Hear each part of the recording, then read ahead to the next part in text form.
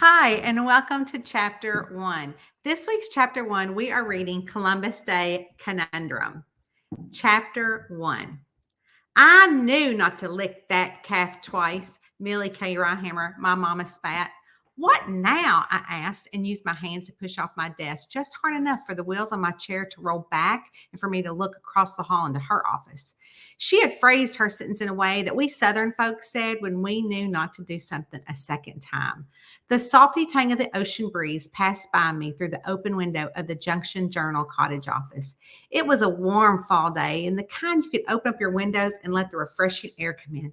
And today I was going to be spending most of it in the office. So I needed to make it as inviting as ever because as a journalist, we rarely love to be in the office. And even if the office had a cozy interior, was a mix of old and new with antique wooden desks and modern computers reflecting the village's charm and my efficiency as the editor-in-chief, I was busy finalizing this week's paper, my fingers dancing over the keyboard while Mama sorted through a stack of pumpkin donuts, her expression one of a mild disapproval. Mama held up a pumpkin donut with the white icing drizzled all over the top, eyeballing like it had personally defended her. These donuts from Sugar Brush Bakery ain't what they used to be, Mama huffed, taking a reluctant bite. These taste like they weren't been sitting out all night. The office phone rang, breaking our conversation. I picked it up, my professional tone kicking in. Junction Journal, this is Violet, I answered. Hey, Violet, I was wondering if you could come take some photos of the wedding cake for the wedding announcement. Amelia, of all people, was on the other end of the line. We were just talking about you, I told her, which got Mama's attention. Her head perked up like one of those little buttons on a cooked turkey that popped up when it was done. About those pumpkin donuts, Amelia seemed pleased. That's right. Mama brought in all those pumpkin donuts. My tone was upbeat, but I looked across the hall at Mama, who had put her hands up to her neck like she was dying of a slow donut death. Mama is dying for more. Oh, good, Amelia said. I'll send some more with you when you leave. Can you come now? I glanced up at the clock and it was nearing noon. With the Columbus Day Festival preparation in full swing, I figured a little break wouldn't hurt. Plus, capturing the perfect shot of Amelia's wedding cake could make for a lovely feature for the paper. I'll be there in 10, I replied, making a mental note to grab my camera. As I hung up, I turned to Mama. I'm heading over to Amelia's bakery to take some photos of the wedding cake. You want to come along? Mama shook her head, her expression softening. No, you go on ahead. I'll hold down the fort here, and maybe, just maybe, I'll give those donuts another chance.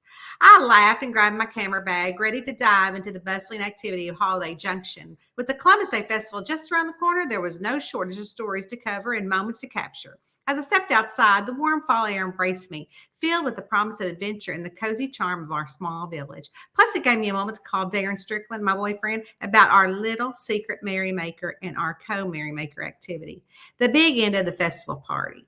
And it was a very big secret. Not the merrymaker, but the identity of the merrymaker. Let's just say Darren had found out that I had been dubbed the merrymaker. And though I didn't want the privileged title, that was when I enlisted him as my co-merrymaker. All of this before he became my boyfriend and the newest lawyer in Holiday Junction now that he had taken a full-time job with Diffie Delk, who was the one and only lawyer in the village. I'll be back soon. I popped my head into Mama's office.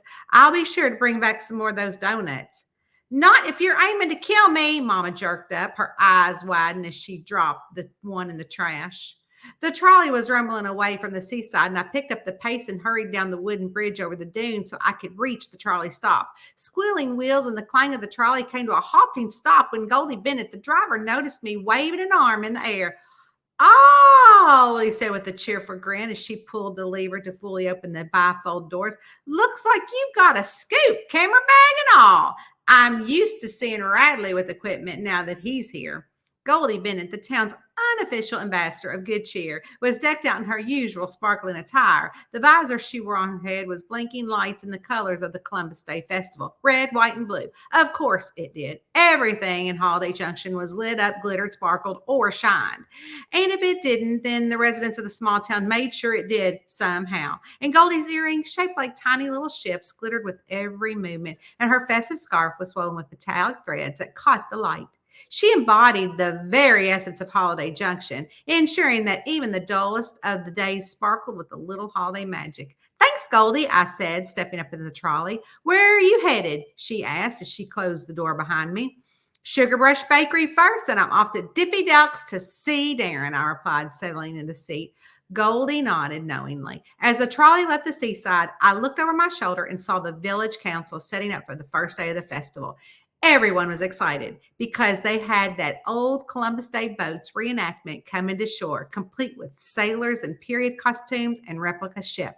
The spirit of the celebration was in the air, and I could not wait to capture it all for the Junction Journal. Chapter 1, Columbus Day Conundrum.